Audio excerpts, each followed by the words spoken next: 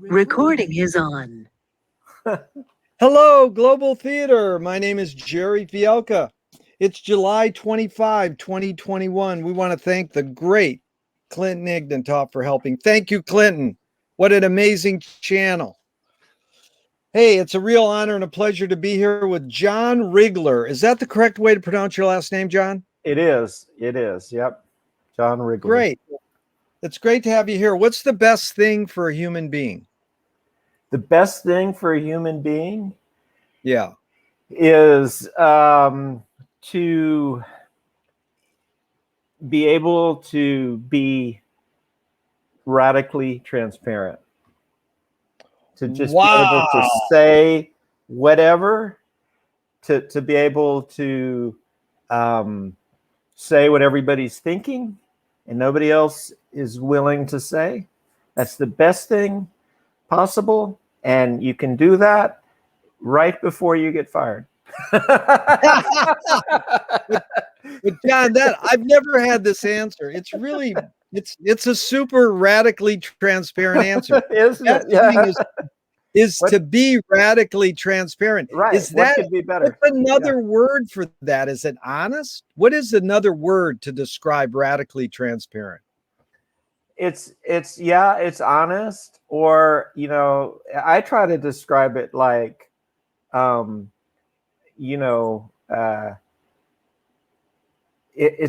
almost like in life you say, I always say to somebody that I'm going to do something, right? Yeah, I'm going to do something, and they get all excited. They're like, that's a great idea, that's wonderful, and I come back later and kind of have a follow-up conversation, and they seem surprised I'm still latched onto this idea that I'm going to do something.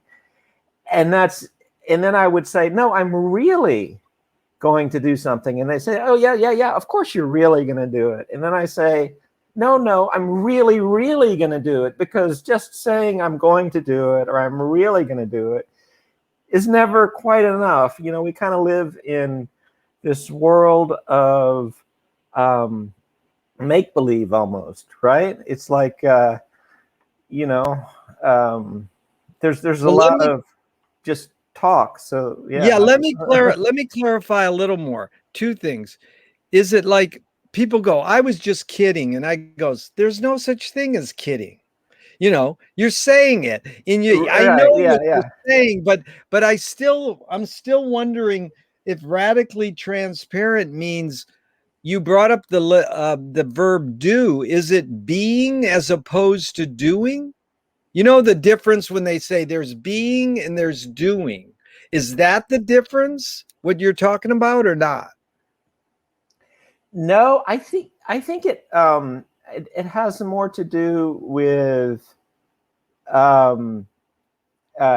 doing. It has more to do with existing in the present, right? Okay, I got you. And so when I say I'm doing something, I'm thinking about it. I am intending, as naive as it might be, to actually do it.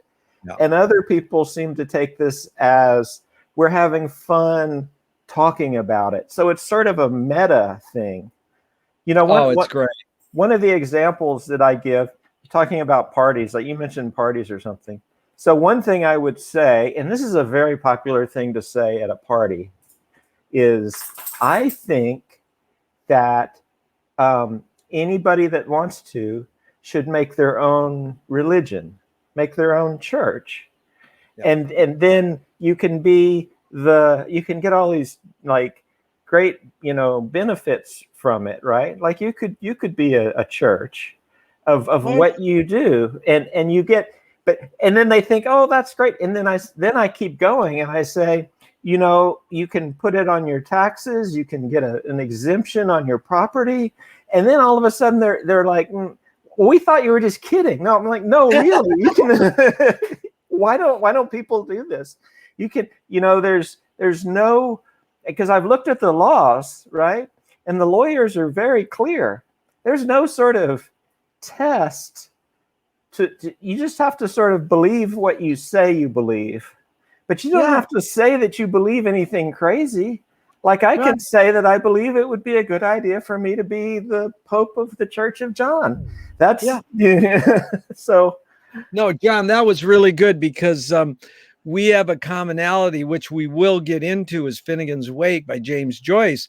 And we attend Finnegan's Wake reading clubs, and that's like a religion. It's like people gathering Totally. together Yeah, with yeah. a commonality, and they're really into it. And so, and then you go into Frank Zappa, one of my heroes, and he said, tax the churches. They get away with murder. But again, it's a big thing. But back to the wake, one of the hidden grounds of Finnegan's Wake is Wyndham Lewis. And he said, artists live in the present and write a detailed history of the future. And that's what I think you're saying when you said living in the present. If you live in the present, then time and space is all at onceness, which is what the wake is. We're writing a detailed history of the future. It's like it's simultaneity. So that was really good. Really, you really get it. What I'm after here. Now the next question is, what's your favorite form of information? How it comes into you?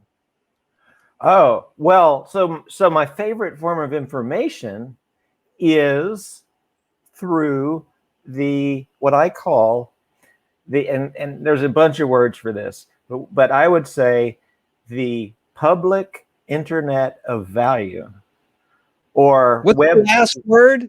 What's the last word? Value, right? Oh, okay. There's this term that it's kind of come into use, the internet of value.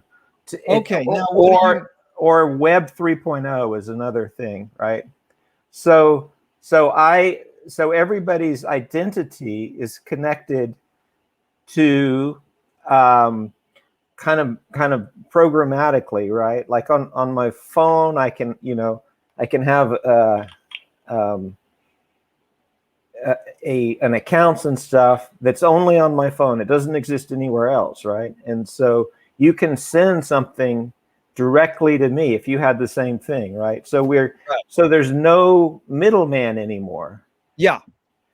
And then so in this world, and this is blockchain, or Bitcoin started this all, but it's broken into a trillion different variants and flavors. But yeah, so that's my favorite way to communicate would be to build this really elegant, beautiful kind of message using this technology that it's for me, and right. So. You expanded. The term is internet of value, and you added the word public internet. Public, yes. Really good. Okay, so now why do humans collect or gather information? Well, so this is an artifact of being the public, right? For a long time there wasn't an idea of the public. You just lived. Most people were not nobility, right? So you lived on the farm or wherever, and your world was very tiny, right? Yeah. So now we have all this information, we can connect, but we can also see kind of the way that the world works. We're beginning to it would appear that just like a few people control quite a bit of everything. So you mean you would say why do we collect information so we can figure out how the world works? So that we can, we all want to have the best life that you can, right? Yeah. So if you are completely content with your life, if everything is going fabulous, then this might not be a concern for you. But right now, at this time, I mean, I call this a time of transition, Yeah. It's kind of like the, oh gosh, what's the book? The Fourth Turning. Have you heard of that book, The Fourth Turning? Haven't, but what's it say?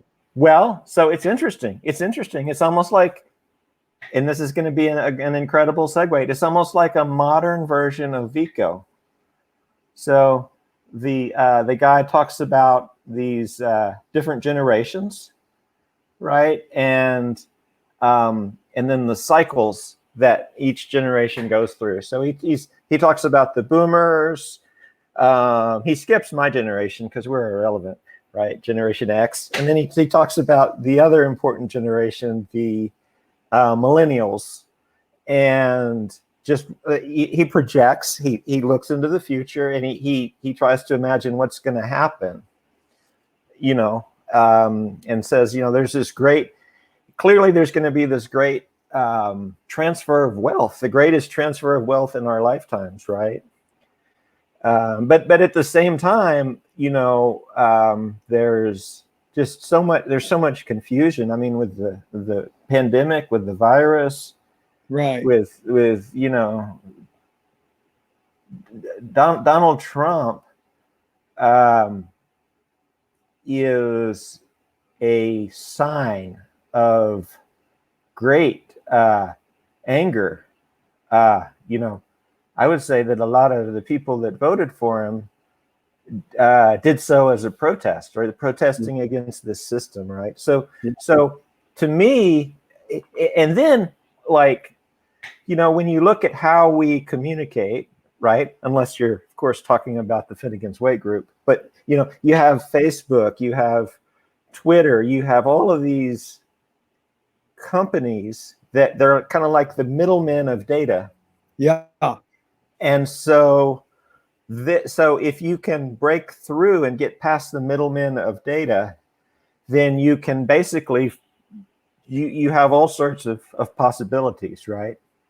Okay, hold it there. That was really good. Let's go to the third question on information, or one of them is this need or want to gather information more innate in humans or more invented? I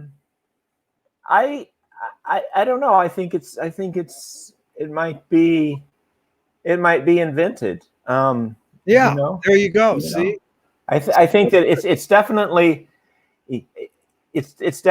a result of it's a coping mechanism, I would say. Really smart. It's a way to cope. Coping is you're anticipating these upcoming questions. You must have.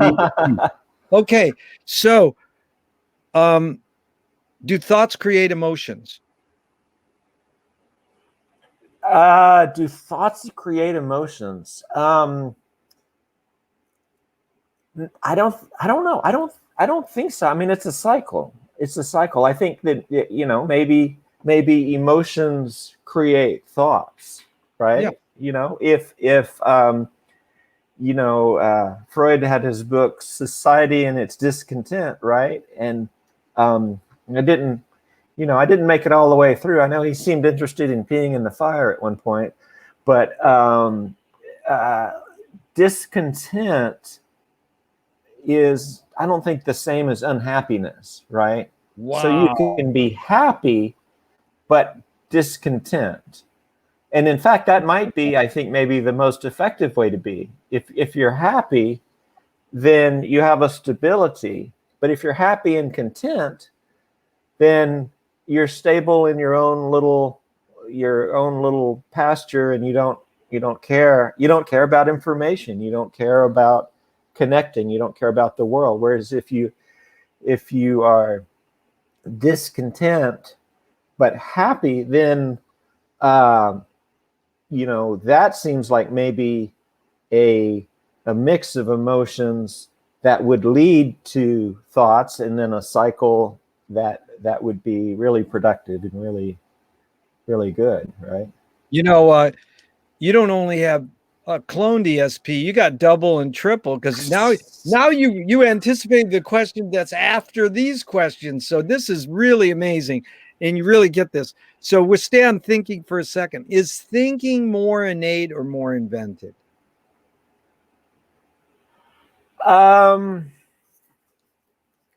I know it's both. It's hard. It's hard to say, because all I know is the way that I think. All I know is what's going on in Yeah. my head, you know. And so I think it must be I think it must be invented, you know. Okay, let's stay there. Yeah. That's good. Because you answered it. And the thing is you get it. It's you're putting these questions into the context you want. You know, if I say, "Are they this?" You mean for the entire race or for me? So you put them into the context you want. Now fill in the blank. I don't know what I think until I Just start. Just start doing something. Right? That's great. Start doing something. Just Okay. start. Can humans think without language? Ooh, that's a great question. I don't think so. I don't think so. Yeah, no, because I think in English.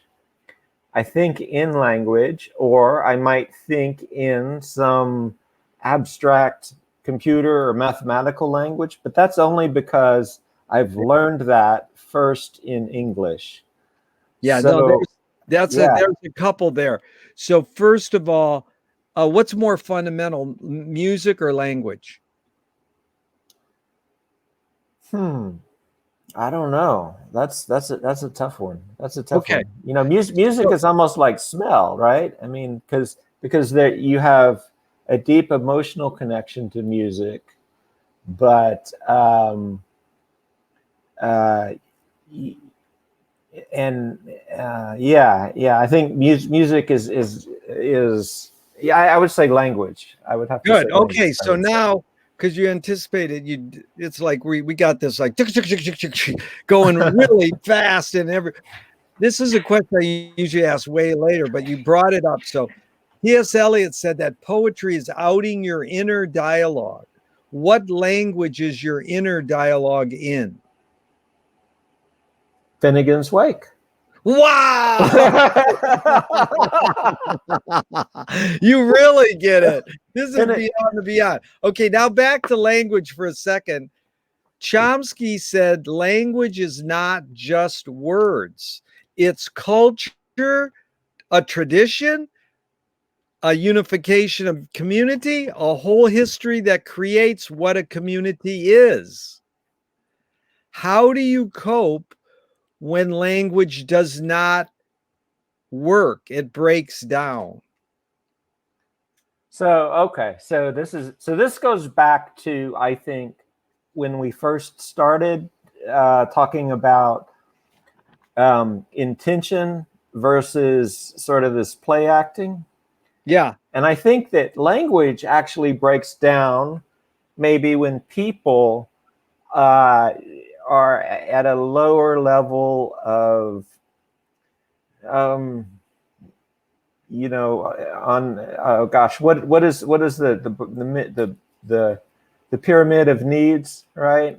You know, the I think that when in troubling times, um, language becomes more of a kind of a self-defense thing, you know, for people, right? And especially, you know, I worked in big for big companies for years, right? I worked for some really big IT companies, and people that come from that world, you can go into that world and be, I think, the most well-adjusted person. You can have the best childhood. I'm not saying I did, but you can really have it as much together as somebody in their 20s as could possibly have. And you come out the other end and everybody is damaged. And I think this is a result of the neoliberal capitalism. You know, the it's but it's sort of this. It just seems like there's a lot of play acting, right, in that world. And so I think that for me, again, being you know, and we talked earlier about not on this call, but about, you know, labels, right? Like the spectrum, right? you know. And Yeah. so I would say that I am, you know, would be like have Asperger's, be an Asperger's person. I don't see it as a weakness, right? But Right, but because of your work in the IT or not? well, so because of my work in the IT, I would always, and because of the way that I think, you know, I would always see a problem, and it seemed like we were supposed to solve that problem. And if you could solve the problem, everything would be better and everybody would be happy, and the whole workplace would just succeed.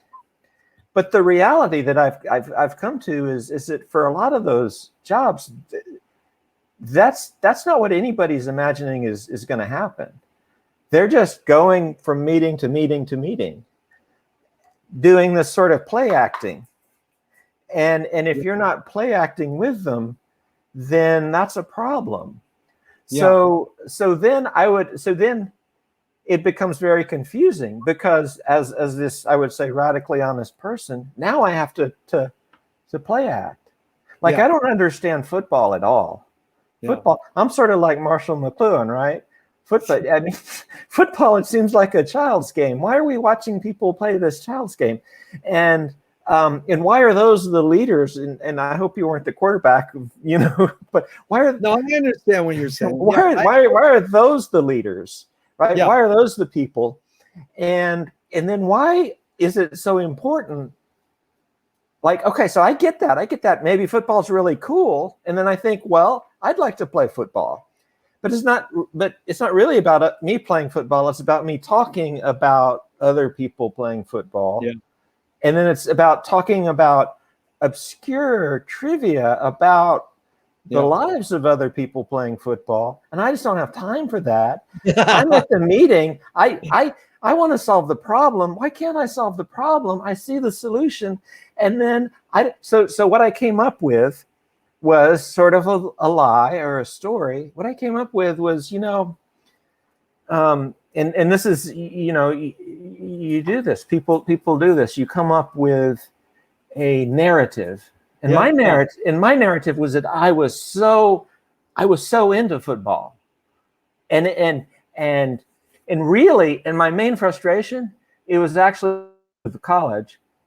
It was with the you know, the way the college system was set up, right? Because it just changed the game. It's not the game that it used to be. It's not the same game. The rules, it's just, so I don't even want to deal with it. I don't want to participate in it. I mean, I'm just kind of I was so big into it before, and I just walk away from that world. Yeah. Now that's all a bunch of bull. I still don't care about football at all, but that was the story that I felt like I could go into this meeting that I didn't, because again, I don't even care about being in the meeting. I just want to solve the problem so that everybody will stop screaming. Yeah. And I have to come up with some sort of discussion about football. Yeah. And so when you're in that world, how is anything going to ever get fixed? How is anything going to ever get changed? You're just watching things crumble all around you.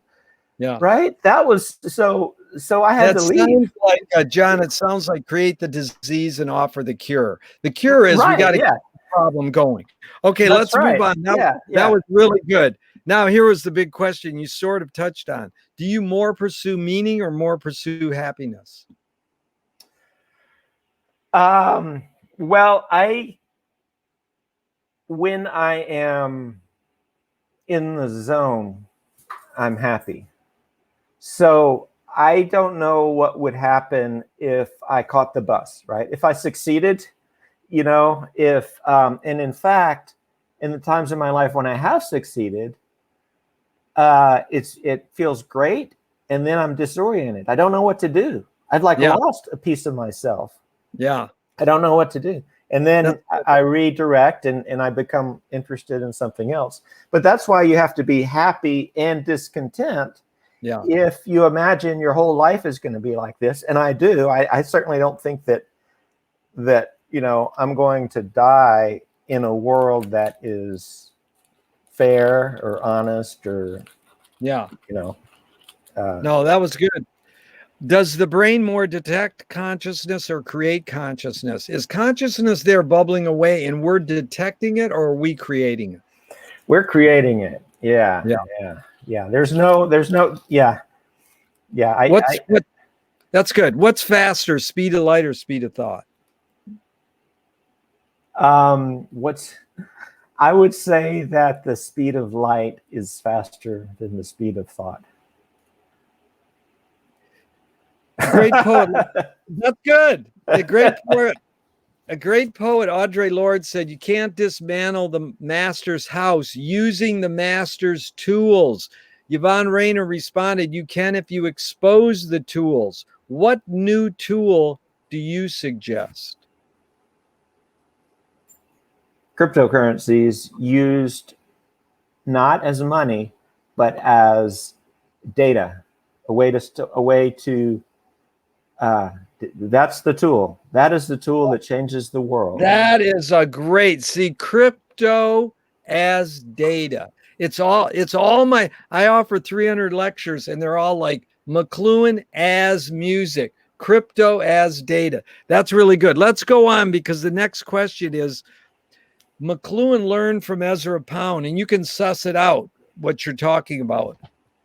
McLuhan learned from Ezra Pound that artists are the antenna of the race. They're broadcasting and receiving the hidden psychic effects of our inventions.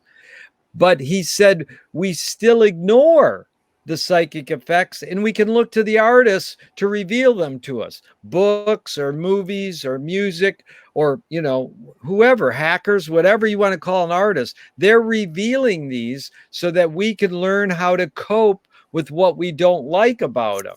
Why do humans still ignore the hidden psychic effects, even though we can turn to the artist to reveal them?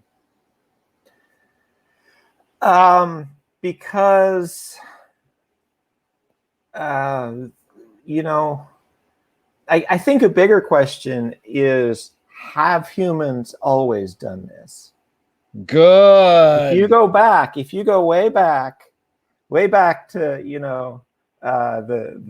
the cave folk or whoever, if you go back to a time before the public, before the cities, before the secular world, I think that people were, and I think it's been a slow progression. I mean, I think that where we could, what I hope is for this change, this big change, the next thunder word to hit, and we as a people become open to all of this. And that could be like the core of a new religion, a new reasonable religious experience, just very good. Just being, again, it comes back to honesty and it comes back to what you see, So. Yeah. John, I'm after doing this for 35, 40 years, asking people questions. I'm about trying to reinvent the questions. I can go through the script and, do it with everybody and get some major epiphanies and share. But when someone said, like you said, here's the question you could be asking, have humans always ignored the hidden psychic effects? That is brilliant. You should see the big note I have on my paper, like boom, boom, boom. It's like, the pinball machine went whoop, whoop, whoop, whoop, whoop, whoop. That was amazing what you just said. So what do you worry about when you go to bed at night? I worry about everything falling apart, Wow. Everything, okay. The wheels, all four wheels falling off of the car at the same time, everything, Are you more afraid of old ideas or more afraid of new ideas? I don't know. I like a lot of new ideas and I like a lot of old ideas. Yeah. And then I hate a lot of new ideas and I hate a lot of old ideas. So yeah, So I think I might be afraid of, the people who have the old ideas, right? My parents were from the silent generation, so I think I'm afraid of the people that knew a that had some information that was obvious to everybody 40, 50 years ago, passing away without passing that information on. Yeah. So that's so because then you have to invent, then the people who are coming up with new ideas don't have the benefit of that knowledge, right? Yeah. So then the new ideas can become overly complicated because you don't have the insight to see, you don't have the language, you don't have the experience, And I think that McLuhan, you had a lot of concerns. He had, about this, about the way we've, become the effect of the electronic media on us. I was the last generation that didn't have the internet when I grew up, right? Well, I think when, because I was a computer nerd, when I was maybe 14 or 15, I got an Apple IIe, right? I got a computer, but most kids today, certainly my kids, everything's already been there, and they don't have the same experience of the tactile world that that older people have, Right. So yeah. We're going to get back into that, but you again did the triple ESP thing. Can you conjure up your earliest memory ever, or one of them? Wow, one of my earliest memories. I mean, it would be from Louisiana. Probably, watching TV, just with my parents or something like that. Is memory more a curse or more a blessing? It's I don't know. I have no idea. Look at John. You should feel comfortable by saying, I don't know. That's not like a put down or a wrong answer. I try to make that clear to people. Saying I don't know is totally valid. Okay. Tell me within your immediate family, someone who was a role model or had an impact on you, and what specifically was that impact? Just briefly. Yeah. So I had a brother, Doug, who had an impact on all of us. He was quite a bit older than the rest of us, especially me, because I was really young. And he was like no other person ever. He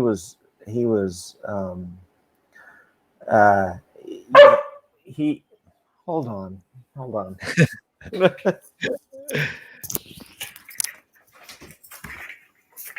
I have to let the dogs out. Oh, that's all right. And so Doug was older than you by how many? He was probably 15, at least 15 years older than I was. 15 years older. So what would you say impact he had on you was?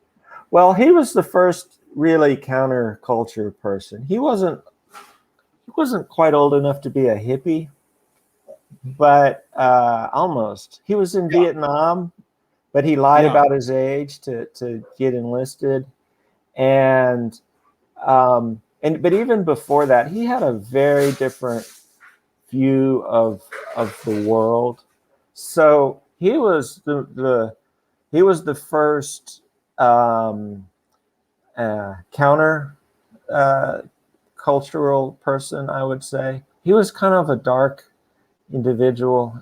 He spent some time in prison, and you know, and then of course, my other siblings had impact on me as well. My other brothers and sisters, in some ways raised me. So, but he was something. But you mean he might have, would you say he stimulated independent thinking for you to be an independent thinker? Well, I was already a very independent thinker, but he showed me that, he showed me, I guess maybe that it was okay that there were other people who think that way. Yeah. But I think I was, naive, and he was, just somebody that he wasn't. He wasn't. He was. He was more certain and self-confident. He was. He Yeah. was. Yeah. Yeah. Okay, now, John, outside your immediate family, same question. Someone who made an impact on you, a role model, what was that impact?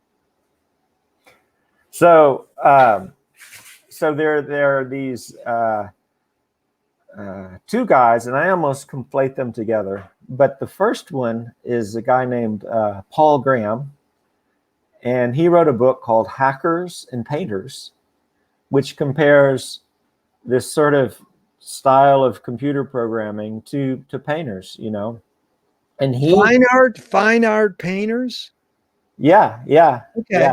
Because he said those were the hackers of their day. That was the most innovative thing to do in the day.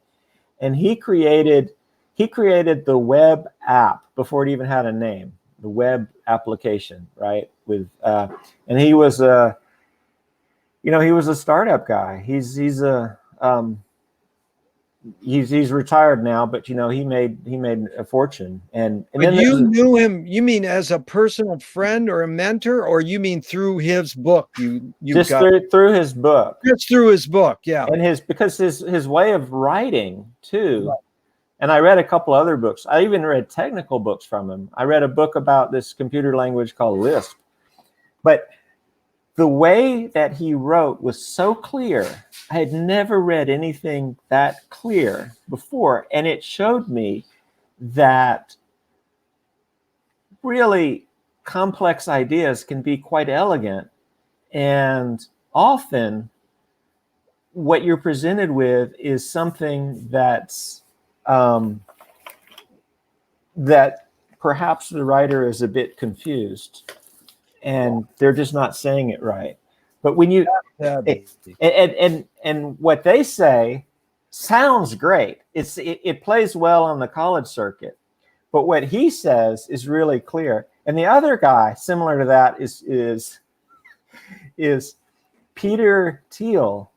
Oh, so he's nobody likes him, but nobody likes him. Nobody likes him, but he's the most interesting guy. He is. Yeah, but what did you learn? No, that's good. What did you learn? Now, again, it's by reading him or seeing him speak, or you have a personal relationship with him. No. Okay. Yeah. So, what did you get from Peter? He also confirmed a lot of my ideas. I mean, a lot of the stuff that I was saying earlier, is stuff that he said, that it appears that a lot of people are on this donkey trail. They go into work, they sit at their office. He says people appear to be doing a live action role play of their job. But he says so many things. He said, maybe if you take AI, which is this big solution, right? This big IBM, Watson, all this stuff. Maybe you take AI and then you take something like blockchain, which can be a small solution, actually. And there's a way to put them together, right? So he just has a lot of ideas. And he is... he's just so interesting. He's so interesting, and I think that he wanted to I mean, one thing about him is he's like the sort of the villain that comes out and tells you exactly what he's going to do, but for whatever reason, we forget what he says or just dismiss it, right? And I think that's what drives him is that he sees this sort of dumbfoundedness across all the people and wants to. I think he wants to do good. I really do. Okay. He does. And That's good. You really clear. This is an important thing that McLuhan talked a lot about. It's called don't make a value judgment when you're with one. It's called suspended judgment. Don't make a value judgment when you're with one or more other people. In your lonely teenage room, you can go, I hate Peter Thiel or I love him. But when you're with more than one person, you're talking about him. You sussed it out well. You go, hey, I know people hate him, but this is what I learned from him. So that's like John Waters rooting for the Wicked Witch of the West in The Wizard of Oz. No, we all rooted for the good witch. Well, no, I rooted for the bad witch. Well, then let's suss out why you did that. Right, This was good. So you have that suspended judgment. So now, were you raised a particular religion? I was raised a religion which is called PCUSA, the Presbyterian Church USA. And there used to be just the Presbyterian Church, and they broke in half, and as they always do, right? To have the conservative one and the liberal one, and I was in the liberal one. Yeah, and it was really neat. It was wonderful. I never for a second thought that I was confused though, because I never thought that they actually believed the things they said. I thought it was like some sort of pageant. Like it was these really interesting stories. It seemed like an extension of Santa Claus and Christmas and Easter. And but they seemed, of course I was young, when I got older, I mean, I did see some cracks in their world. But did you check out, or are you still practicing semi or any? Oh no, when I went to college, you checked out. I checked out, and then in theory, I'm a Unitarian Universalist now. Oh, okay. Now you're Unitarian. Now, do you pray? Maybe sometimes if I feel like it, but I'm also an atheist. Right. Yeah. Okay. But I don't like to tell people I'm an atheist, especially here because I live in Texas. I live in the buckle of the Bible Belt. Yeah. And so if I say I'm an atheist, they think that I want to have a long conversation where perhaps we, after 20 minutes, agree to disagree. And I've done that like more than 3 times, and I don't need to do that again ever. Yeah, that's ever. Right. That's called good time management. So if God does exist, what do you want God to say to you after you die? If God exists, hello. How are you? Good. John, you really get this, and I appreciate it. I'm having a ball. I'm learning a lot. I appreciate this a lot. Okay, do evil people exist, or does evil use people as a vehicle?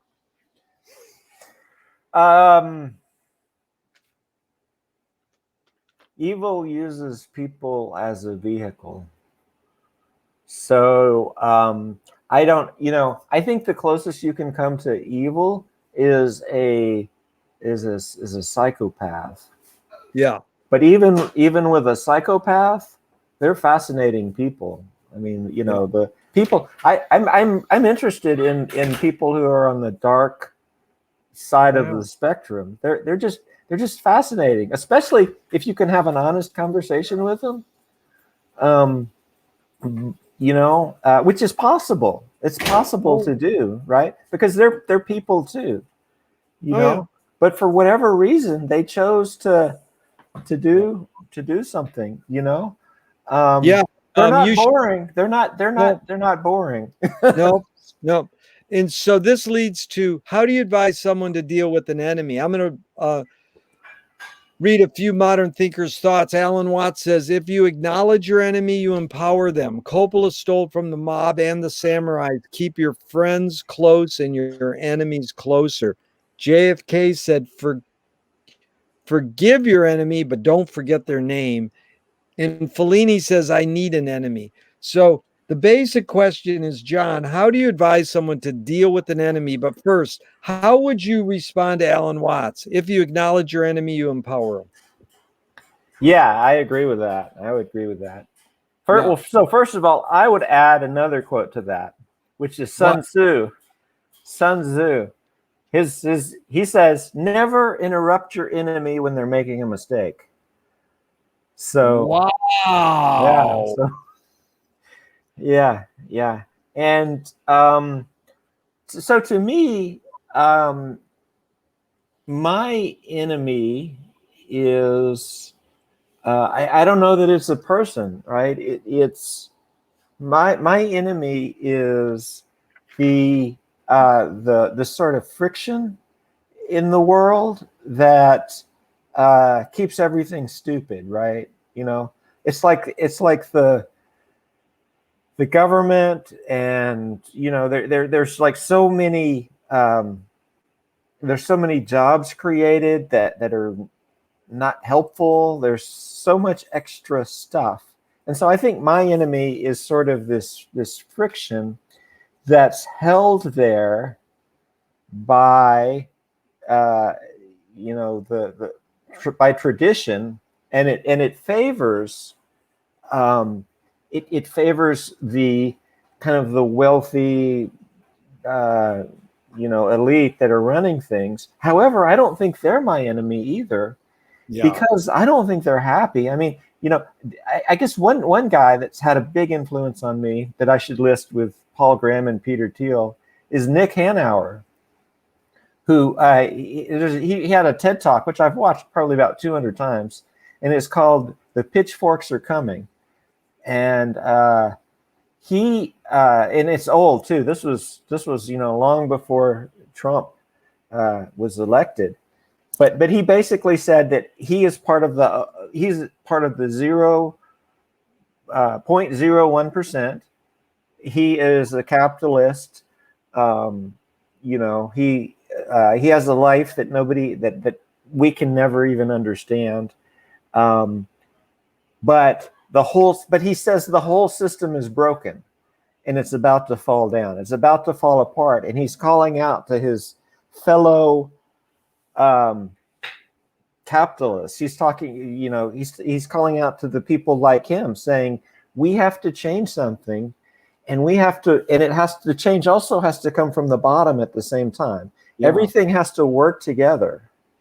So I don't see even, you know, so were it not for people like that, then I might say, I might have a more predictable idea that, you know, the rich people are the enemies, and a lot of them are just tapped out. But I think everybody's in shock. I mean, I think that the whole world is in shock, including those guys.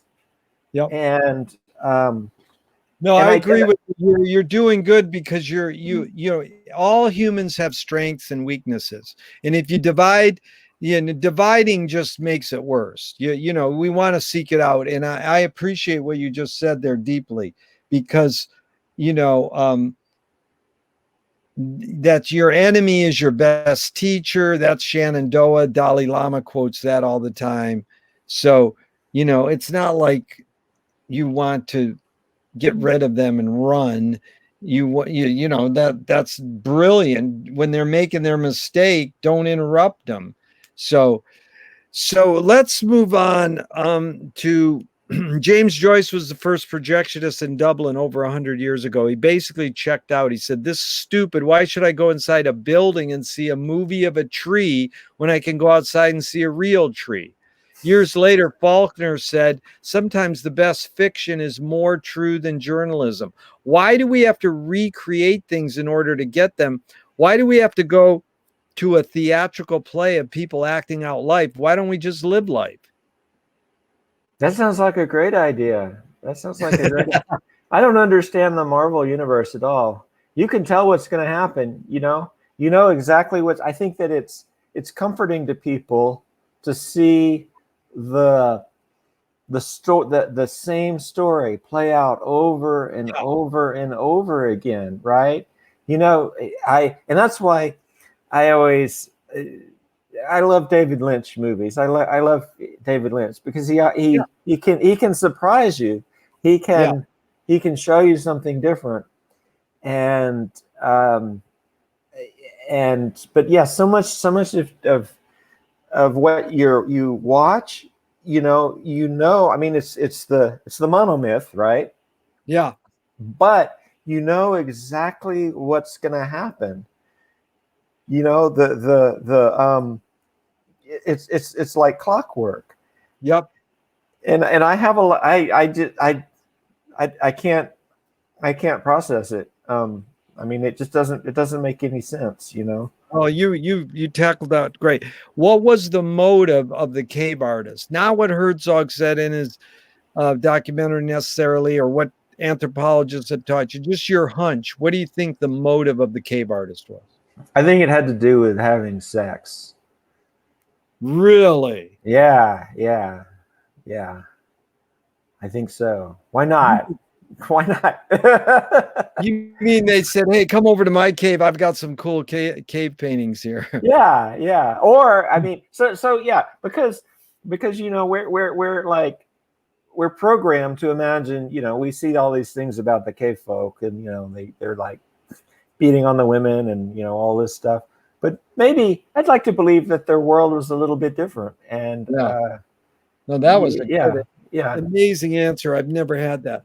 So, what first attracted you? You know, tell us the sort of through line, just briefly, of what attracted you to pursue IT, computers, and then what attracted you to pursue Finnegan's Wake. So, like, just sort of walk us through. You went to college to study what, and then where did you go? I'm going into computers for my career, and then was there? Yeah. So it through those two things. So I don't know why I became interested in computers. I mean, I was introverted as a kid, and computers were just taking off, right?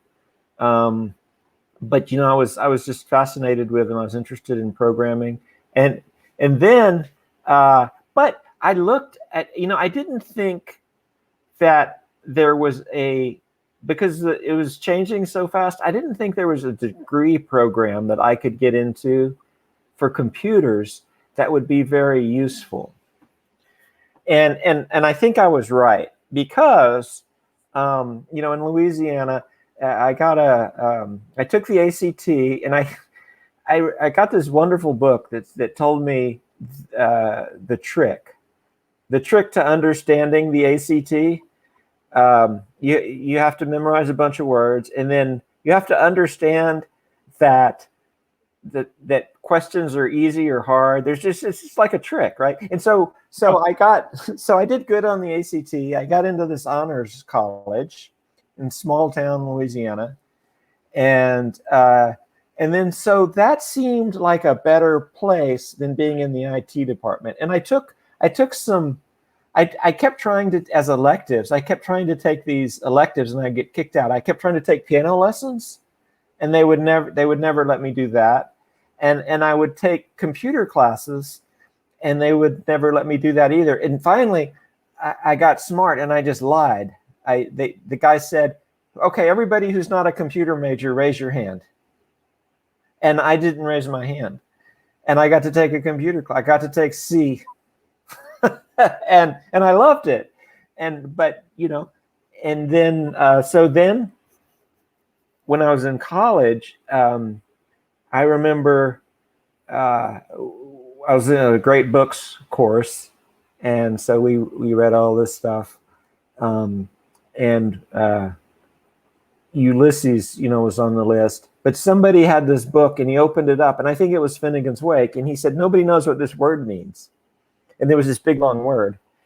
And so then, you know, I kept all my books. I kept all my books from college, and then would read them later. You skim them or kind of look at them, and they were wonderful books. But I tried to read Ulysses, and they had taught us. They had us read author's second best book, right? Second most famous book, with the hopes that we would read the most famous book on our own somehow. And so I thought, oh, well, I'll just read another book by this guy. And that other book was Finnegan's Wake. And then I got The Skeleton Key from, you know, the Joseph Campbell. And that was it. I'm like, okay, this is the only book I need. Nobody can tell. Nobody's going to judge me on this book because they all think it's gibberish. How many years ago did you jump into the Wake? Probably about 10 years ago.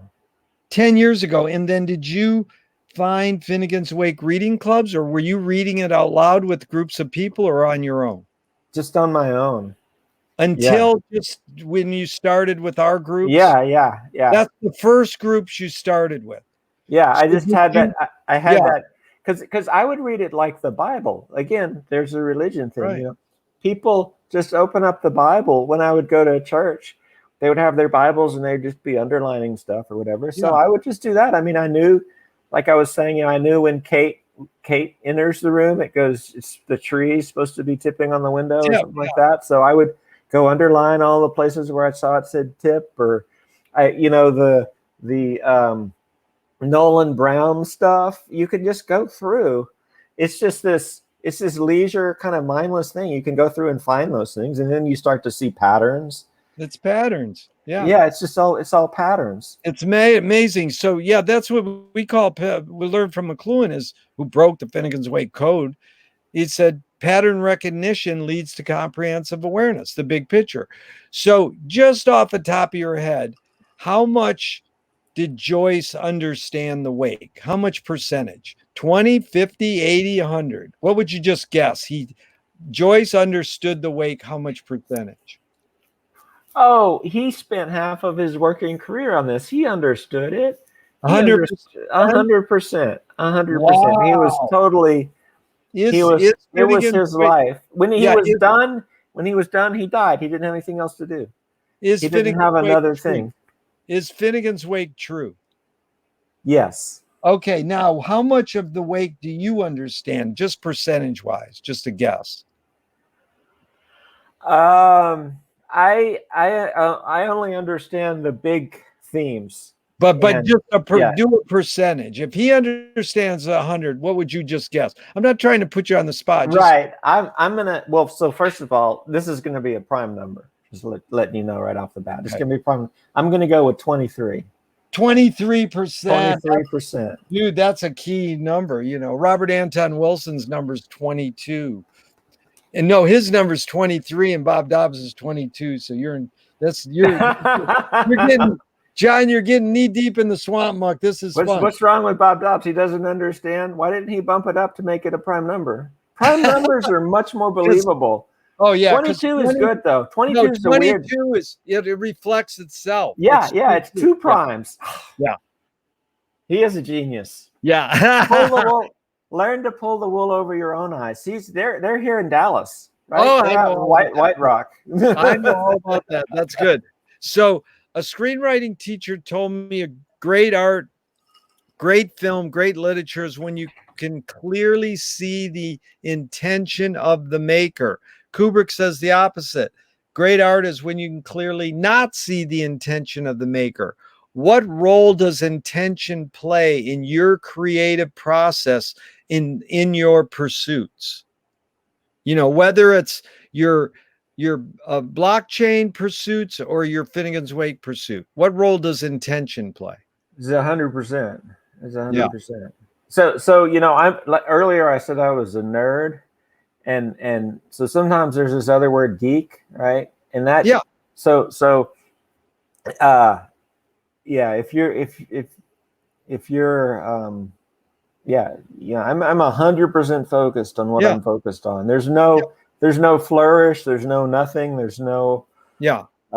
yeah, I'm very Okay. So focused. then once you got into IT, so you've delved into the wake, you've got delved into IT. What point did you go to crypto? Because like what year did crypto start? 2009, was it? Yep. Yeah. So it Yeah. starts in 2009. And Right. then what year did you go? I'm going crypto, or I'm going to go. Yeah, yeah. So that was later. That was probably more like maybe um it was about 2016, 20 maybe You 2015. Because 20. Okay. here's where I was before. Remember when I was talking about religion and Yeah. the church, Yeah. this church. So I that's what I was focused on. I was all about the laws and I was imagining these social structures Yeah. that I was influenced by uh, let's see, what's his name? Oh, it's the same. It's the same as a dictator. Oh, I'll think of it in a minute. But there And was Rand, no. same as a dictator. I mean, that's the Yeah. name of the book. No. This guy's name. He was a he's still around. He's a Canadian philosopher. He wrote The Secular Age. Um, Jordan Peterson.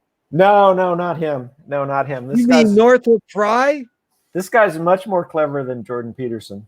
Northrop Frye? No, Harold no, Harold Innis?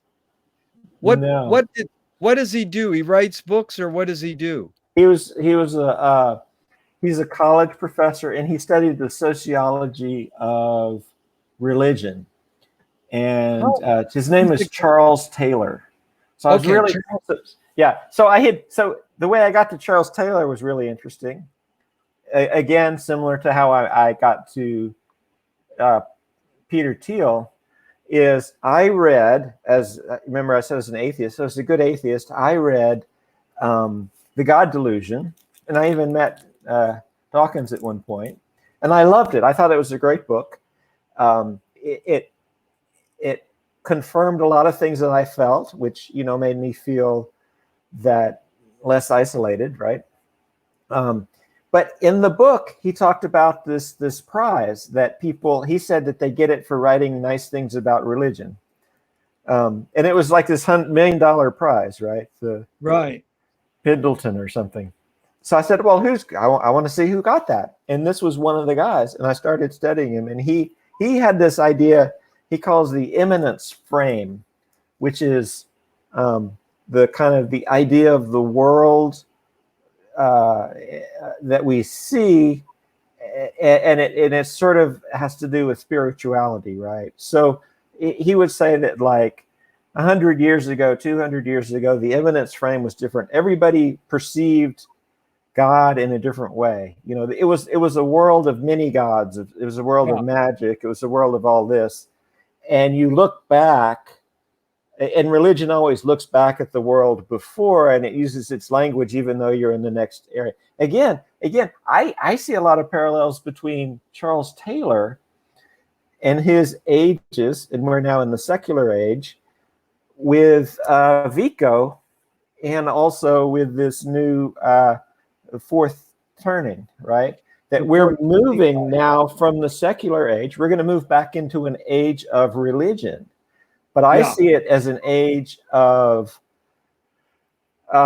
non-magical religion where it's more about the group and less about the self. In this age, we're very concerned with ourself. We do a lot of navel gazing, and it's ultimately sort of empty. It's sort of empty. Yeah. So we can move back into this time of pageantry, of whatever, and that's how, again, I see religion, right? Because I had a good experience, which I think is actually kind of rare. I had a good experience and still became an atheist. You had a good experience in your religious upbringing, helping you learn that it taught you community. Exactly. And I'm trying to recapture that community. And I see that as Yeah. important. And I see that as something coming from the, let's say, the silent generation or the greatest, these, they understood that more. And we're losing that. But in this new age, I think we can get that. So that's what I was focused on. And I didn't make the connect. And I was looking for a way, something to anchor this religious idea to, this Yeah. church thing that would be. And I kept saying, I remember that when I was younger, I would go to this bar with people from work, and there was a lot of dart playing, and there was this woman, and she was real pretty, and she was like on the cover of Dart Player magazine, and she was clearly, there was this dart world, right? I wasn't a part of it, but I understood it, and I thought it was pretty cool. And so in my mind, that's always one of the use cases. Like, one of the examples is, why can't there be the church of people that go play darts?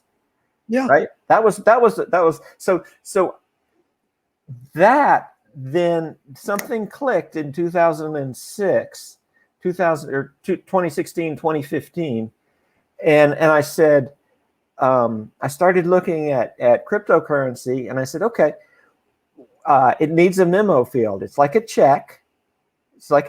And there in the bottom left-hand corner is a memo, right? You can write, the pigs suck or whatever on your speeding ticket. There needs to be a memo field on cryptocurrency. And that is the key then, where once you have language in this system, it's no longer just money, because you could write a check for 0 cents. Yeah. And then the memo can be Finnegan's Wake, Yeah, you're like an alchemist. They take two known things, put them together, and come up with a new unknown thing. That's sort of what you're doing. Right. You're trying to blend crypto and the wake and come up with the new thing. Right. And I find that the people that understand me are not particularly technical. Yeah. Technical people struggle a lot with me because they don't get it. I say, can't you see how much potential there is? And they don't get it. They just don't get it. You're poetic. That's what McLuhan was in academia, being a poet. So you're supposed to operate on concept, and he operated on percept. In fact, the best way is, Donald Thiel said, McLuhan teased people to believe that his percepts were concepts. So, when it says McLuhan is a media theorist, he said, I'm not a media theorist, but leave it in my Wikipedia entry, he'd probably say, because that's what the world I'm in. I'm in this media theory world. I don't want to fight it. And then they would call him, then people would say he's a charlatan. So right. let's go to immediate time for a second, because, I don't know if you read that article I sent, but it was basically, I did. That was incredible that you were able to connect all that on a coin blog. Yeah, but basically, here's the deal I would like you to tackle in the next question is, Spike Lee puts out this little commercial. Did you see it? The Spike Lee commercial? I didn't watch the Spike Lee commercial. Okay. I just kind of read the thing. Yeah. Anyway, he said there's 7 million Americans that have no bank account. So you do your own research. So he's pro crypto, and he's saying, the evil right-winger conservatives are against crypto. Now that's divide and conquer. So I think in his short video saying, do your own research, it's important. He's saying, hey, this is how I feel, but go do your own research. That's the most important thing Frank Zappa taught people was go, I have my opinions, but go find out for yourself. Go to the library. And so and he says that then the write-up criticizing Spike Lee says he's delusional. So that's a funny word because everything humans invent have services and disservices. If you go there good or bad, you're not getting the big picture on how they're shaping our behavior. Because because language is delusional. So is that bad? No, it has services and disservices. So what is a service of crypto and what is a disservice? Just in a big picture view, what would you name one service of crypto and one disservice? Well, the service hasn't been realized yet. The service is that those people can be banked, that you can cut out the friction, you can cut out the the bank doesn't necessarily want to be involved in all of the bank never signed up to be the keeper of all your electronic transactions. They're doing it, but they're not very good at it. So the service is what Satoshi Nakamoto laid out in his famous white paper, is to be able to have these trivial financial transactions, and anybody can do it. You can't be excluded from it, and you can build a reputation with this. You can build a reputation of doing what you say, of providing whatever you provide, or a network, right?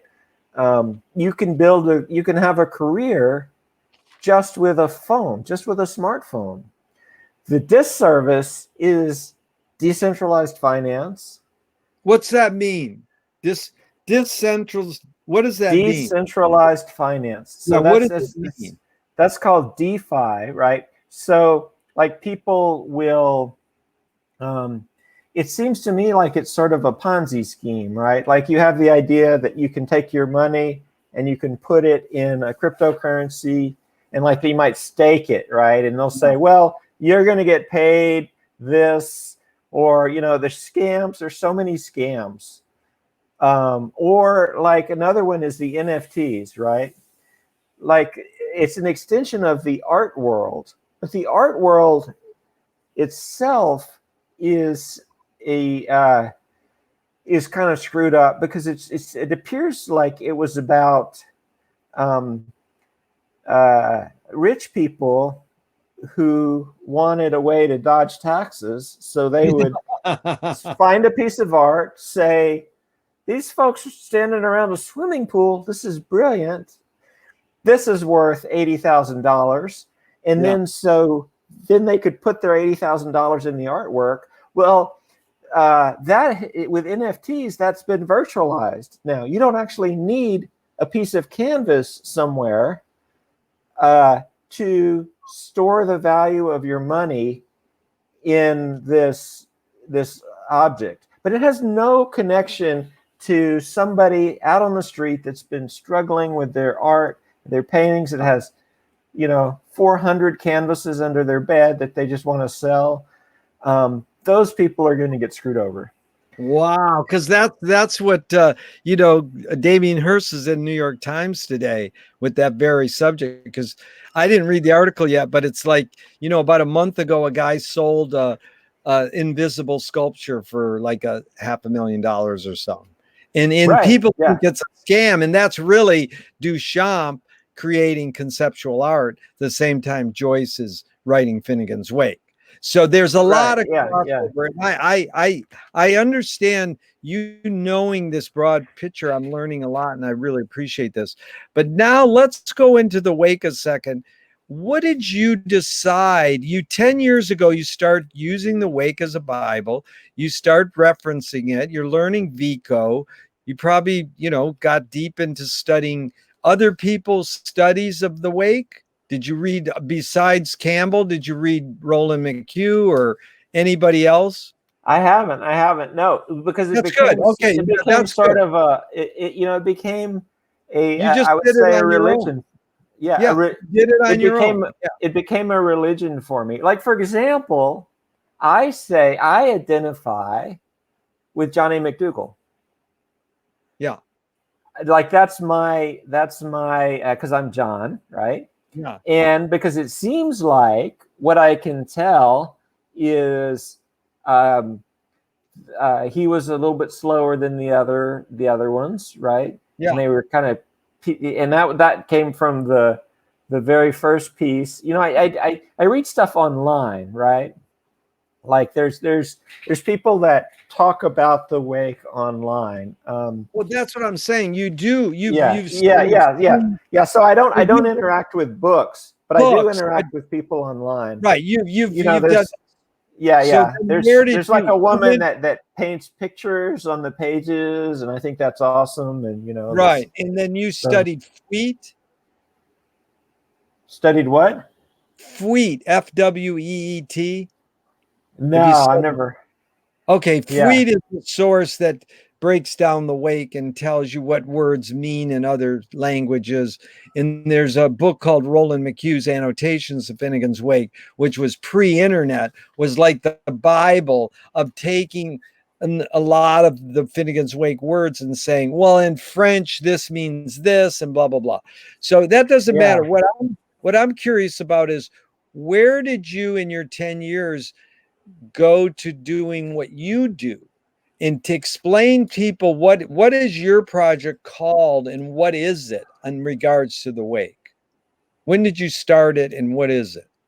So yeah, so my project is I started it recently, right? But my project was an extension of the online Finnegan's Wake, right? That was at Trent University, Right. um, and so the site's gone down, and so people, you know, you can get all this from the Wayback Machine, right?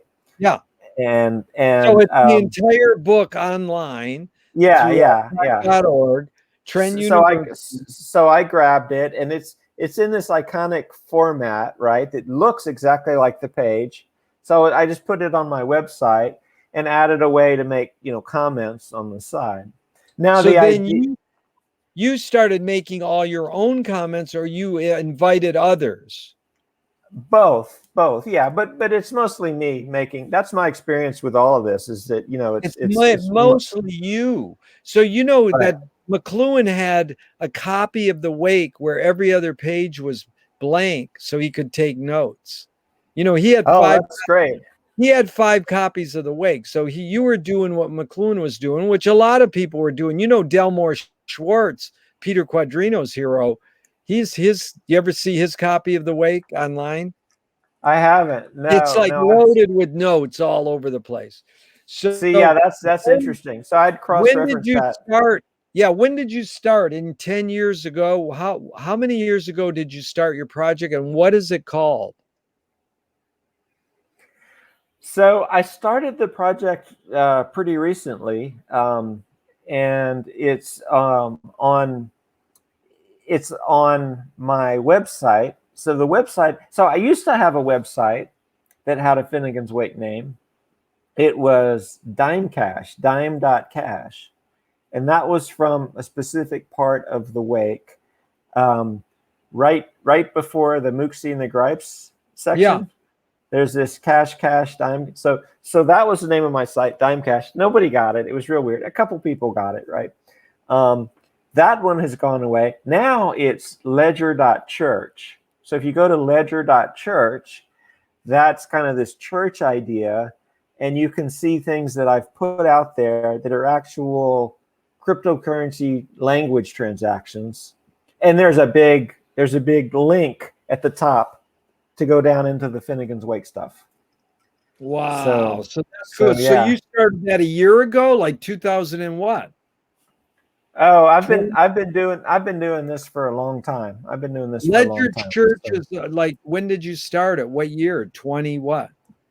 um, probably, well, you know, for a long time it was another site called Dime Cash. Now all the data from that other site was actually put into the chain. Okay, so what year did So you start? You started so the wake years ago. When did you start Dime so Cash? probably about maybe 2017, 2018. So yeah, 2017, you started Dime Cash, and yeah, now yeah. Ledger Church started 2019 or 2020? About 2020, maybe. Yeah, Okay. about 2020. Okay. Yeah. So So there's let's just move on. That's same good. stuff. Yeah. So let's move on and stay on the wake for a second. What McLuhan said about the wake was artists can dream while they're awake, meaning everyone has this creative process go through their head while they're sleeping. But some people that's dreaming, but some people dream while they're awake. Have dreams played a role in your creative process in crypto and your wake in Ledger Church? I think so. I think so. I think it's all connected. I think that instead of trying to understand how other people interpreted the wake, I really internalized it. And I see it in the world around me, I see it everywhere. Yeah. I mean, I You see see the Shim and wake. Sean are my kids, right? Yeah. In that passage where they're talking and the daughter's at the bottom. And I mean, that's just my life, right? Yeah. That's, You mean you literally have two kids? I do. I have twins and they're Oh, different. One is more like Shim and one is more like Sean. what's their age? They are well, gosh, let's see. They're 15 now. So Oh, they're 15. Yeah. yes, And yeah. so is perception reality? No, it's not. Perception's all messed up. Let's move on. That was good. Okay. Because I want to get through some more questions. We're going to do more sessions because, John, this has been truly amazing for me. I appreciate it. What's more important, conviction or compromise? Conviction. In all your accomplishments, you've accomplished a lot in your life. Rate these three elements: luck, skill, and ambition. What played the biggest role, second and third? Ambition, skill, and well, no, probably luck, because I'm Luck. lucky. Yeah. I mean, we're all lucky, so I would say luck, ambition, and skill. Yeah. And I don't even know how lucky I am. So yeah. And Moshe Feldenkrais works with healing and movement. He says it's literally possible to identify a weakness and incorporate it to become a strength, rather than we're usually taught to overcome a weakness. Tell me a weakness that you've incorporated to become a strength. My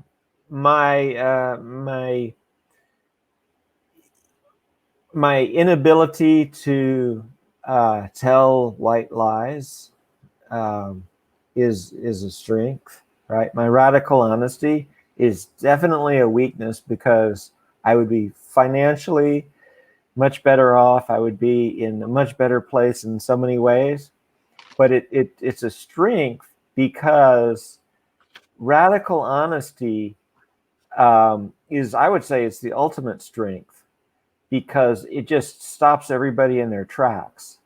It's like it just freezes everything. Nobody knows how to deal with it, I mean, I'm a left-handed racquetball player. It's like playing racquetball left-handed. If you're just radically honest with people, because they don't have any frame of reference for how to deal with that. But it definitely started as a weakness. It started as my inability to understand what I was even supposed to be saying in some situation. Okay, let's stay on that for a second. That's an amazing comment. So, on what occasion do you lie? So I lie. On what occasion do I lie? I lie when I think people must know I'm lying. So it's a joke. It's a joke. It's my sense of humor. It seems so obvious that I must be lying, but I'm really telling a story. I'm telling a story, and I imagine we're all going to laugh about it. And then I have to break the news to people that I was just kidding, because they don't get that was impossible on so many levels.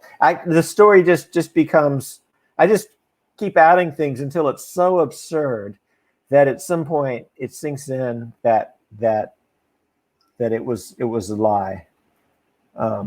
Is it So- metaphor then? Are you metaphorically telling them the truth? Yeah, I am. I'm trying to lead. It's like Picasso. I'm trying to lead them. I'm always trying to lead people to a truth, right? You mean it's like And- Picasso saying art is a lie that tells the truth? Absolutely. Yeah. And so I'm trying to do that, but they don't get it. And then You know what? You know know. double bind? Yeah, you ever study Gregory Bateson's double bind? He says, pay no attention that I'm lying to you. That's You good. check out Bateson. He's really heavy. So now that was really good. What you just said. Oh, there was something else I want to ask, but I lost it. Okay, so what element in your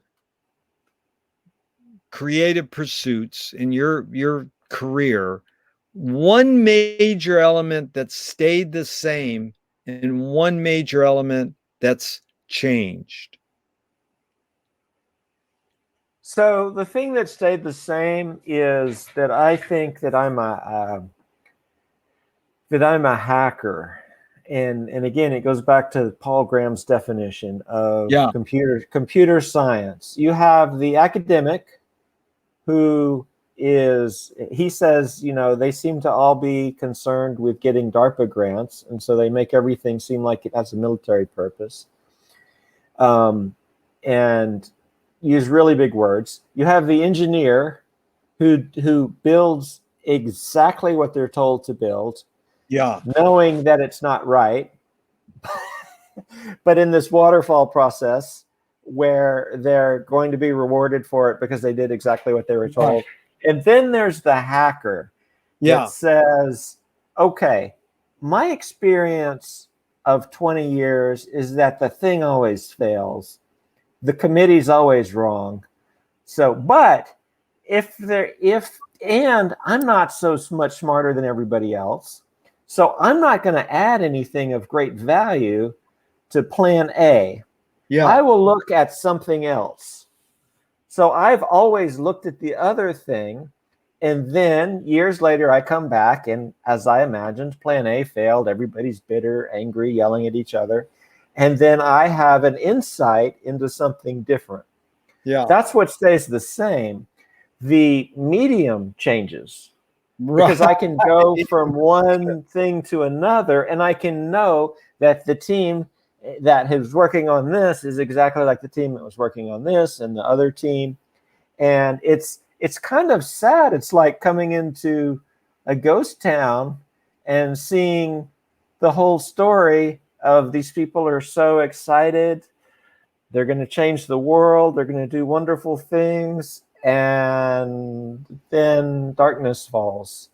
And that doesn't happen. I see that over and over and over again. And I know that had I been a part of those teams, they wouldn't have listened to me. So let me ask you, John, is there a couple people, I'm going to ask you, that have accomplished this, the hacker as painter? Is Jaron Lanier done that a little or not, in your opinion? I don't know Jaron Lanier. Okay, check him out as Zizek. You know him? Anyways, don't worry about it. Yeah. Just, is there any names of any people that have accomplished that you look up to? Like, oh, they did. Yeah. Who? Yeah. Well, so those people I mentioned before, Paul Graham. Paul Graham. Okay, you already mentioned. Yeah. Okay. Yeah. But then, so there's a lot of people who understand how the world works. There's a lot of people, right, I think that have, I would say they've mixed the conservative and liberal brain, right, together somehow. Yeah. where they're sort of heroes of the mundane world, right? Like they run, like they have a string of 47, um, Yeah. quarter coin operated car washes or something like that, and then they're a part of the community. So to me, those are kind of my heroes, and they don't seem like extraordinary people, but they have figured out, and I'm dazzled by what they figured out and how simple it seems, right? And then they have, and so that's what I'm always trying for, but then I always seem to make things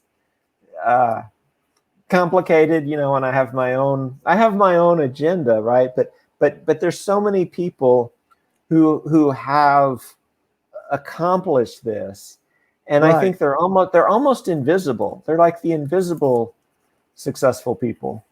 Yeah. And those are the ones to look out for. Yeah. No, it was good.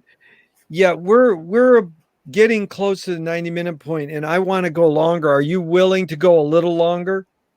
Yeah, I'm fine. I can keep going. So well, as long as we'll go a little longer, but we're gonna definitely try to get you to do a couple more sessions in the future, and we got to get Clinton involved because you're right up Clinton's alley. Clinton's an amazing person in the realm you're talking about, and at the McLuhan Marathon last week, they had the Mozilla guy.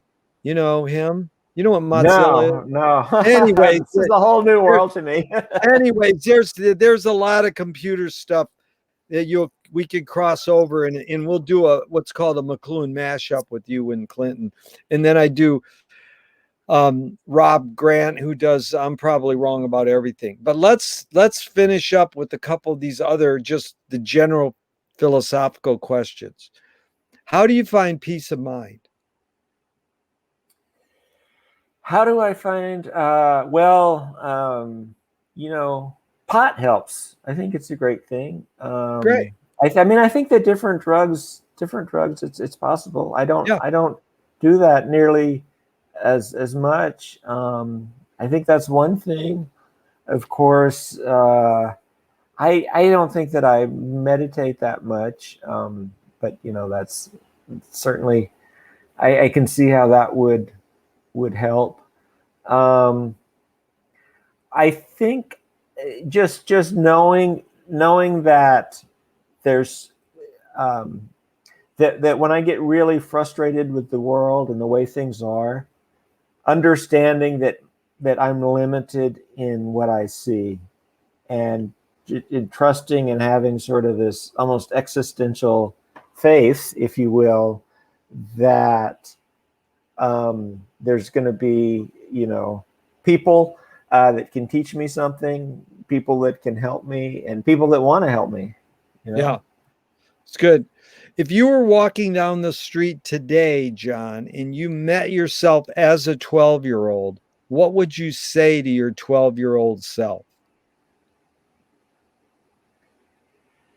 I would say don't go work for a large company. Don't go work for a large company? Yeah. Work for yourself. Work for yourself. Yeah. Can you forget to die? Can I forget? I've forgotten my birthday a number of times, so it's entirely likely that I'm going to forget to die. Yeah, I think that's I'm going to screw it up. That's for sure. It's not going to go as planned. Let me tell you that. If a publisher was to release your autobiography off the top of your head, what would the title be?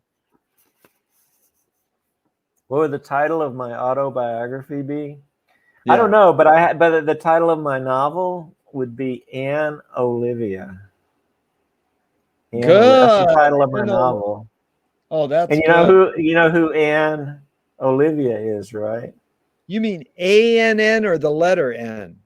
ANN, Anne. Yeah. And then Olivia, Olivia. That's the title of my novel. Well, that's ALP, right? Of course. Just spelled funny. But Yeah, that's good. but yeah. So and my novel will be, of course, published in all the major cryptocurrencies. It will include excessive level of um, uh, imagery, and like Faulkner, it'll be in multicolors. So that's what he Nice. wanted, right? He wanted. That's what they told me one time. He went to the publishers and he wanted the Sound and the Fury to be like in 7 different colors, and they were like, "No, that's not how this works." You mean colored ink on the paper instead of Yeah, black ink? yeah, yeah, yeah. Oh my God. I never knew that. Is Yeah, amazing. No, isn't but that incredible? that totally That's fits. what he thought he could get. Yeah, that's adds another thing. Like the second part of this question is the publishers want to scent the glue and the binding. What smell would it be? What smell would it be? Uh, it would be uh, like maybe, I don't know, something nice like mint, maybe. Um, you know, I didn't even know that was a choice. I didn't even Okay, know well, that was no, a choice. here's the other Bananas. good. Because Yeah, here's yeah. you just helped me add. I'm gonna Not say, pot, not yeah, marijuana. So that's they two. the publisher wants you to have a color ink other than black. What color would it be? It would be green. Good. Okay, now a statue was built in your honor. Where would you want it displayed, and what would it be made of? So it would be a it would be displayed in the some sort of hydroponic aqua Right. place, and you know, um, I would be like a big version of Peeing Boy, right? So it would be a Nice. water feature, and it would be completely crafted out of revolutionary new hemp fibers. Nice.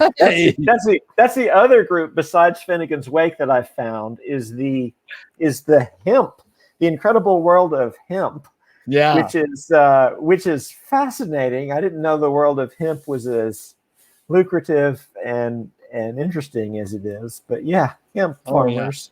So yeah.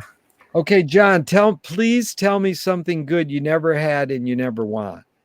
It's good, you never had it, but you never want it.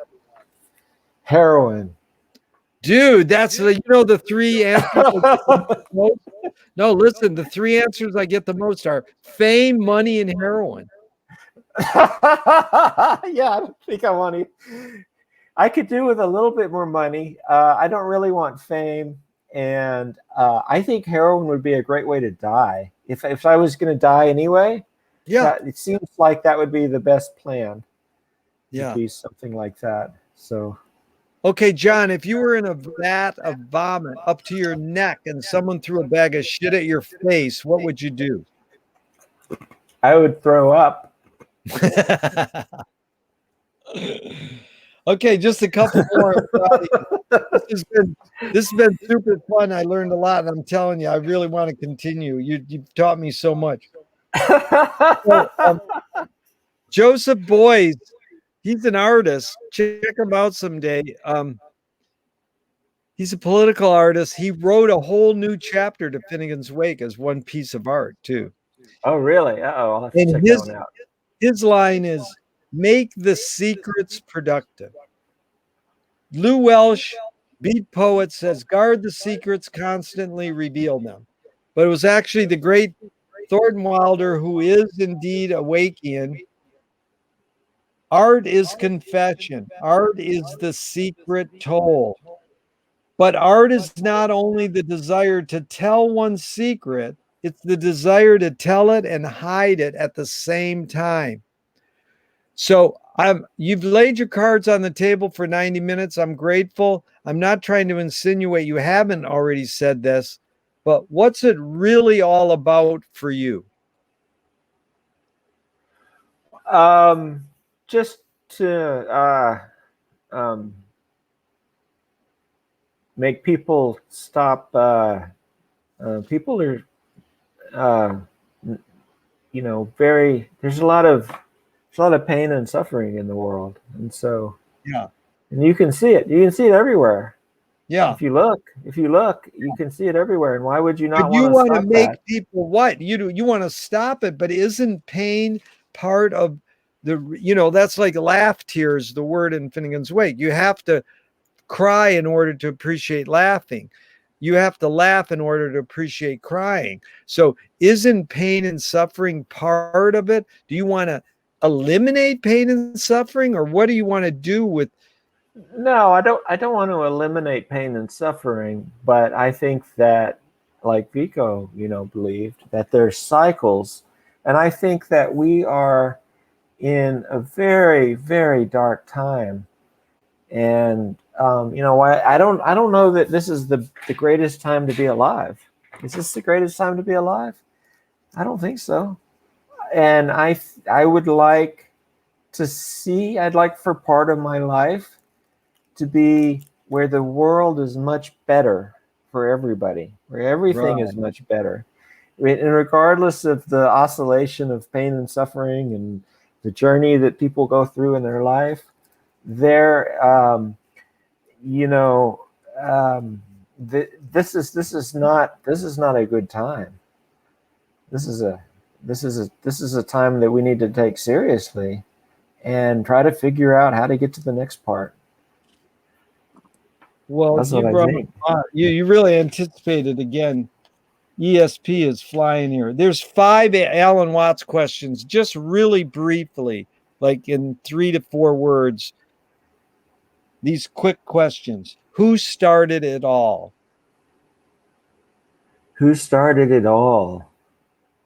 Um, I don't think there's. I think it's like The Prisoner. I think that the closest you could come is that at the end you're number one, right? You started it somehow, You but mean that's not a, you when you said The Prisoner, you mean the TV series? the The TV Prisoner. series, right? Yeah. Oh Okay, no, I gave away the plot of the TV series from no, this. that's good. Now Yeah. the second question is, are we going to make it? We're gonna make it to the end, that's for sure. But the question is, how nice is the trip? I mean, so Okay, like to make. where do we put it? Where do we put it? What kind of question is that? Where do we put it? I don't know. That's a fine answer. I don't know. Who's cleaning it up? Who's cleaning it up? Uh, uh, that's a great robots. Robots will be cleaning it Nice. up. In the last Alan Watts question is it serious? Yes. Yes. Okay, so now if the journey is more important than the destination, why do we have to name a destination? Why do we even have to have a destination if the journey is more important? Well, the journey is all that there is. Yeah. There is the destination is the end. Yeah. When you get to the end of the journey, then you know, uh, there's no Finnegan's Wake Part 2. It's a cyclical book. You never finish. That's right. That's People right. always Yeah. like, my weight group's almost 25 years old. They go, when are you going to finish? I go, well, never. Because as soon as we get to the end of the book, we go right back to the beginning and start reading it over again. Mm-hmm. Okay, just a couple more and we're out of here. This has been super fun. Thank you. What's the healthiest, most impactful cultural shift you see developing today? The most impactful cultural shift is it's understanding that the things that I was told when I was a kid aren't going to happen. Right. So that's the shift, with the millennials and the Generation Zs. Yeah. They don't. And it's interesting because I've worked twice at IBM.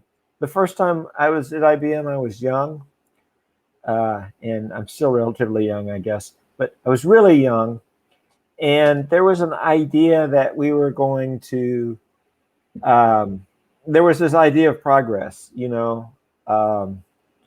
it was kind of wonderful. It was kind of beautiful, and I learned things, um, and then when I returned, all of that was gone. All of that was gone. There was no sense. I mean, when I was a young employee at IBM, they taught me things about myself, in order to try to make me a more productive employee, right? Yeah. Not to be nice, but so that the team would work. They all this stuff about team dynamics and everything, and the management sort of stuff. And when I went back, that was all gone. And I don't think it was just them. I think it's everywhere. I think it's Wow. like it's just there was an idea when I was there. I didn't understand what the older people were so upset about, but their pensions were being taken away. Their pensions were being transformed into 401ks, and today that's all gone. It's a distant memory. So that's the biggest transformation is this waking up. Is that the narrative has stopped, and now we're in this lull, and the new narrative needs to start. And Nice. so I hope to start the new narrative. Good. Is human progress more cyclical or more cumulative? Is it going in circles, or are we getting better or worse? I think it's going in circles. Yeah. Well, I mean, it's both. I mean, there's Yeah. certain things like I don't think that the plight of women and minorities and the LGBT community is better, right? Those people would say that things are better now, right? And it is for them. But as a white guy computer programmer, when I look, and I can see, and I'm not discounting that, but when I look at what's possible, I mean, in computers, it's incredible that our phone is so thin, but we haven't made huge technological strides in my lifetime. Yeah. That would really change. That would really affect people's lives. And so I think it's both. It's both cyclical and it gets better. We're going to all go through a time of transition and come out in a very different place, and that's not going to negate the advances that we've made, the scientific advances, are still there, cancer treatment, whatever. So it's kind of both at the same time. What's the difference between rights and responsibilities? Rights are for everybody. Responsibilities are only for the people who care. A lot of people just seem to be. There's a lot of extra people, and they have rights, and maybe in a sense, I mean, I think we all have a responsibility to vote, but I think that if you see things, then you have a responsibility to respond to that. But if you don't see something, then I don't know that you should feel bad, like you're being irresponsible, right? If you can't see what's coming next, then how can you be responsible to try to do the best thing? Does that make sense? Yeah. So I think Yeah. Do artists have moral obligations? Do artists have to create with moral obligation? um, I yeah, I think so. I don't know. I don't know. That's hard. That's Yeah. hard. Because artists are not artists and intellectuals. Um, it's like a curse almost. I mean, seems like it would be much nicer to not be an artist. It would be much be much nicer to be an idiot. But so I yeah, so I think that I don't think you have a lot of choices though. I really don't. Yeah. I don't think that you make any. I don't think you have that level of free will. You can just do things better. You can be more in harmony with the world. You know. McLuhan's great line was, "Art is anything you can get away with." And Yeah, that's right. he loved to quote, "The Balinese have no word for art. They do everything as well as they can." That's there you go. There you That's go. a beautiful one. Okay, just two more. I've added all those bonus because this is so fun, John. You really get it. I appreciate it. Utah Phillips, great political folk singer, said, "Anarchy is making rules for yourself and not other people. Who's entitled to make the rules?" um, who's entitled to make the rules? The rules are made by the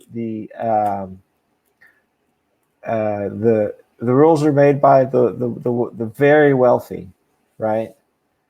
Now, who's entitled to break the rules? Everybody. Yeah. And I kind of think that even the very wealthy sometimes want you to break the rules because they can't necessarily see any other way to be. They're born into this. They're born into this the same way you are. They can't ever escape their circumstances, but they definitely make. There's certain people that definitely make the rules, and it's not like some bizarre conspiracy. It's all very clear, right? Yeah. It's very clear. It's only like 50 of them or something. I mean, it's Like Frank Zappa had a great question. He said, "Who are the brain police?" He didn't say, "Hey, the brain police are this evil capitalist consumers," or "the brain police are inside your own brain." He just said, "Who are the brain police?" He just right. as a question. Yeah. Well, and I think that it's like the castle, right? It's like Kafka. You never quite know what you did wrong or anything like that. But there's just levels. There's all these gatekeepers, right? Right. And it doesn't even make the person at the end 4,000 times more evil or wrong or anything like that. It's just the way things are.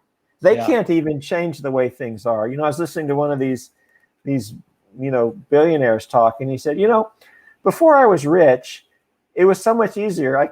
If there was like a mouse in the house, I would get the broom and I would like chase the mouse out of the house. I would figure out some way to deal with it, right?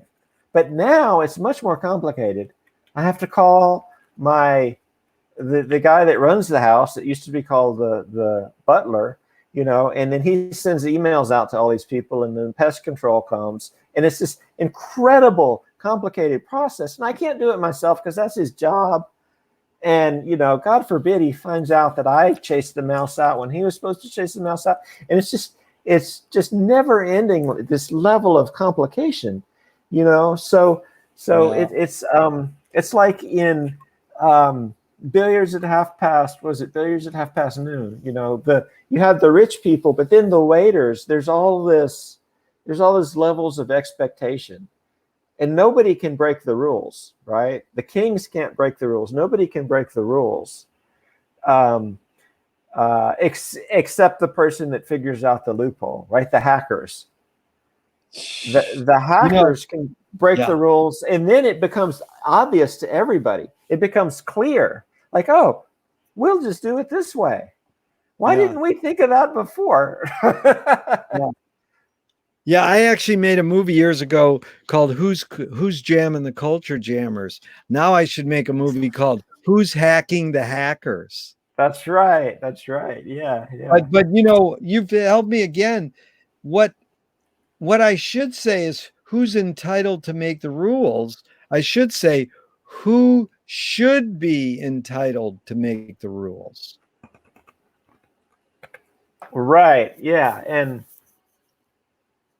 I'm pretty sure it's not everybody because, I mean, that seems like the best answer, right? Is that this is democratic thing and we should all agree on the Well, rules. it's But like I a don't, question. yeah, Yeah. but you know, half of the people aren't going to show up, the other half aren't going to care, right? So, and I think that's almost part of the Peter Thiel thing is like he's trying to push. You know, when my word for Donald Trump is Captain Kickass. I don't know if I can say that, but when he put Captain Kickass in office, right, or kind of helped that happen, he was trying to push us out of our complacency. Both parties were messed up. Yeah. You know, he looked at all of the colleges and all the academic. He said none of these seem useful. None of these seem helpful. And so he came up with this idea of he called it the Mexican wrestler. He says all this stuff too. I think it's been wiped from the internet now, but you know, by his minions. But he said that it's like a pageant. That's the only thing that could happen, right? Yeah. Again, because I'm sure he tried reason for years and years and years. So then he kind of, you know, helped put this clownish guy in office to try to push things. And of course it's terrible. You know, I mean, so many terrible things have happened in the last 4 years. They just fall. You can't even process them all, you know. But yet I still don't feel like people have really woken up. No, they haven't. Even after you know, almost losing the country, I would say to this guy, this wannabe Putin dictator guy. Yeah. You know, it still didn't make people wake up. Yeah. So if you can't even vote or you can't get, you know, I don't think people care. You know, people won't even fill out the form Right. if you ask them to make up the rules. Yeah. So, you know, I think that it has to kind of happen in secret, and then it just kind of shows up. You know, that's the way Pretty things are going to amazing happen. what you taught me about that question. It really sussed out the question a lot more. It's a deeper question than just saying who's entitled. It's like when I say who's entitled to make the rules, it's evident. Well, we all are, but it's Right. Yeah. who should be entitled. Well, that's still sort of wrong too, because then they'll say we all are. So I got to work on the wording of that question. That question could be deeper. Yeah. Yeah, it goes back to the ACT. You know, that's one thing they told me was that the questions come in threes. It's an easy question, a middle question, and a hard question. And an easy question is going to have an easy answer. Right. So if you're looking at an easy question, if that was an easy question, it would be we all do. It's democracy. Democracy is the best thing ever. But it's a hard question. It's a hard question. And the easy answer is probably not right for the hard question. You got it. I changed. Is ambition based more on fear or joy? And people would go, fear, joy. They'd usually go fear. And then I learned from William Friedkin, who directed The Exorcist. He says in Hollywood, ambition is everything. Skill and luck have nothing to do with it. So I changed it. You know, and then there's other. Oh, here's the other one. A better example. I used to say, and I didn't ask you this, so I'll ask you this one. Anger can be a productive emotion when fill in the blank. you're stuck. Okay, that's good. Leave it there. Now, it used to be, can anger be a productive emotion? And people would go, yes or no. But Right. my wife's dad was really smart social worker. He said, no, change it, because yes or no is just too easy to say That's yes or right. no. That's right. So Yeah. anger can be a productive emotion when, and now every once in a while, I'll get someone answer. They go like this: anger can be a productive emotion when fill in the blank. And they'll go, anger can't be a productive emotion. They flip it back to the old question They flip it. without me even Uh, asking it. So, well, that's okay. That's okay. oh no, I love it. That's I just mean, that's I just love like it. them saying yes or no, right? They just flip Yeah, it. and that's what So, I yeah, it's like. a better question. Yeah. Right. Is there a better way to ask questions? Who knows? So here's the last question for now, John. It's been an honor and a pleasure. Thank you. I'm sincere. That was really amazing. What gives you the most optimism?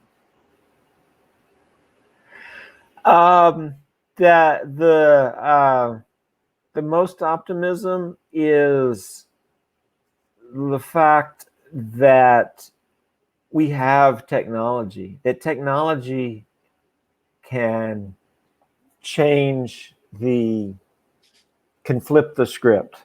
Before Yeah. we had technology, you had the